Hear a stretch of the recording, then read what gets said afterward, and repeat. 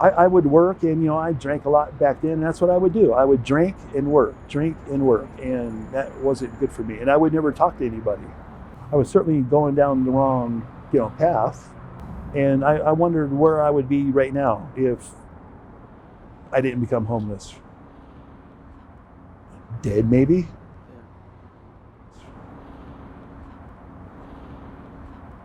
So we were standing there talking to people, and Ron appeared from behind one of the pillars of the church, and he just said, "Hi, how are you?" Kelly just kind of saunters over to me and started talking to me. And I had no idea who she was. I thought she's some woman at the church this particular day. I'll never see her again. He later says that if he would have noticed I had a cross on my back, he would have not given me the time of day.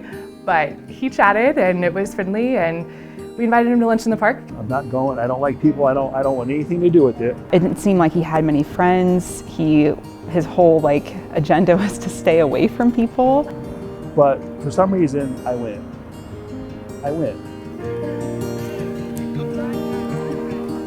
There's a different kind of poverty that I've seen is far more painful, and it's the poverty of loneliness. Someone might even trade a burger for a relationship. That was impactful. Everything you need is out here. The only thing you don't have is a place to go. It ultimately comes down to having another person in your life recognize you and be a witness to you. So really that's what we're all about. We hit the streets every day just to show the love, the mercy, the compassion of the Lord to a population that's very often judged, rejected, ignored, not even seen. The path to healing is always going to be through a relationship with another person, an authentic connection with someone else who just recognizes them for being another human being. My first lunch in the park, I was sitting there having lunch, and a missionary came over and sat down by me, and I'm not going to lie about it, I didn't like it. We talked about baseball and stuff, and I'm not going to say, can you get out of here, because I'm not like that. He wasn't interested in meeting new people or especially going to big events. It was honestly just an opportunity to be with the missionaries. And like I said, I didn't like it, but yet I came to the next lunch in the park. He was so surprised that we remembered his name, and we were excited to see him. And over time, I would meet and spend all day with a missionary, and that's how I got to know all the missionaries.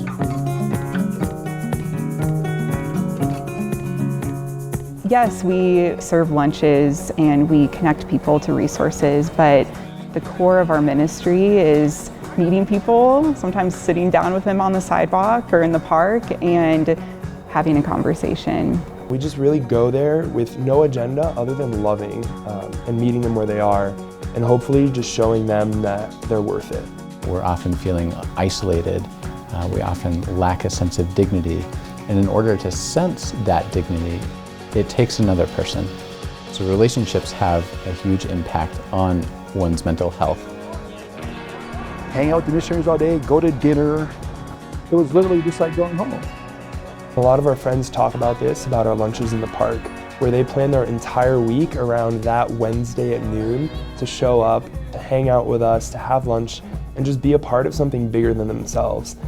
Well, actually, I was very busy working at the time, and then when I met them, it gave me a release. I'd get frustrated with work, get frustrated with life, and then this came along, and yeah, what a difference. It's my family now.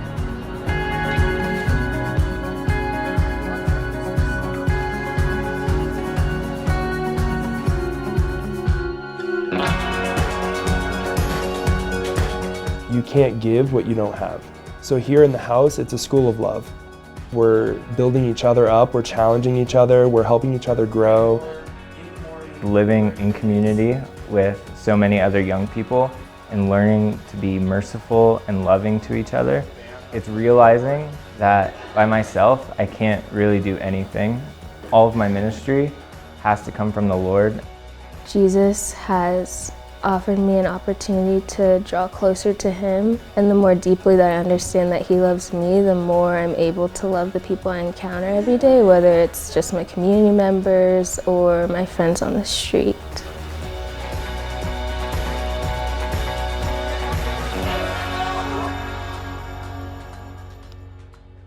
The fact that somebody else wants to get to know me and is going to invest in me, that is what is transformative, is what brought Ron to where he is today, not only just in his relationships with other people and wanting those relationships with other people, but that's what brought him to Christ.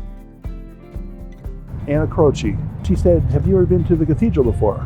No, I hadn't. We went in, we stopped at Stations of the Cross. I had no idea what that was at the time. We stopped at each one, 14 of them, and she told me about each individual one. 19 years old, maybe not even that old. She knew all this stuff, and me, I knew nothing. I didn't even know that I could just walk into a church, just open the door and walk in. There's something about the missionaries, something about the environment of a church that he just felt comfortable. Times of adoration, even go to Mass with us. It wasn't just Kelly, it was everybody that I met. I don't know, one day I just fell in love with everybody. I can't explain it. I mean, at the time he didn't know exactly what was going on, but there was something that drew him back every day. There was a real change in his heart in a deeper sense, in a spiritual sense. And it was really beautiful to see his transformation over time as he, would join us for prayer. I didn't know anybody's phone number back then. I said, "Phil, you got to get a hold of Amanda. I need to speak to Amanda." Ron calls and he's like, "I just wanted to tell you something." I said, "Amanda, I think I'm going to join the church. Will you be my sponsor?" And so I was like really touched, obviously, because she literally just fainted. I could tell over the phone. She was just so thrilled. What a gift to be able to be that person for Ron, to be his godmother. The Easter Vigil, when I got accepted to the church or entered church, whatever you want to say, was the best one that there will ever be. just so you know that.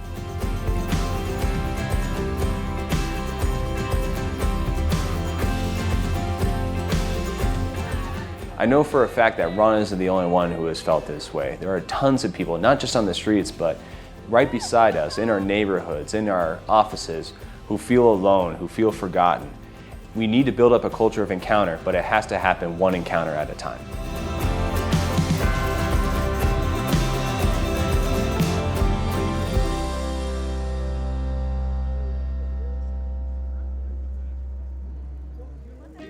Being a missionary helps me to understand especially how to receive someone, to receive them without any motive, without any expectation, just to behold the person in front of me and to receive them as Christ would, with mercy, with love, with compassion. That's something that is translated to my work now. We want people to feel and see Jesus without even really knowing it, because they want to be seen as human and they want to be seen as a person and not just a number. And we're able to treat them with dignity and respect and to love them.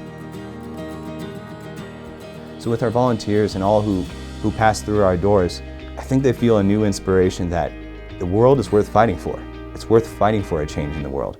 And I can even be joyful doing it.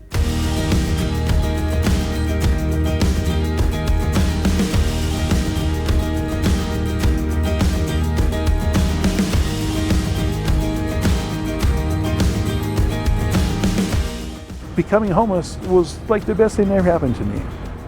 I mean, I'm certainly not rich, but I'm better off than I was. Well, I know all of you and all these missionaries, and that means the world to me. I'm not afraid to call somebody up and talk to them or ask for help like I used to be. In some ways kind of surreal, like I am the godmother of someone who used to live on the streets, like who could be my father, like age-wise. Like I have this feeling of like I'm being looked up to, but I'm like, I don't know if you should be looking up to me. I have a lot to work on myself. But isn't that true for like all of us, right? We're on a journey and there's always going to be room for improvement, but like that doesn't mean that God doesn't want to use us for the sake of other people.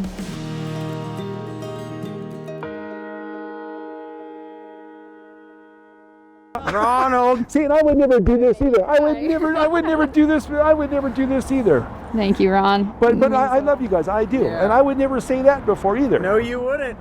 I honestly wouldn't, so thank you. for what you do and who you are, and once I learned, and I'm still learning.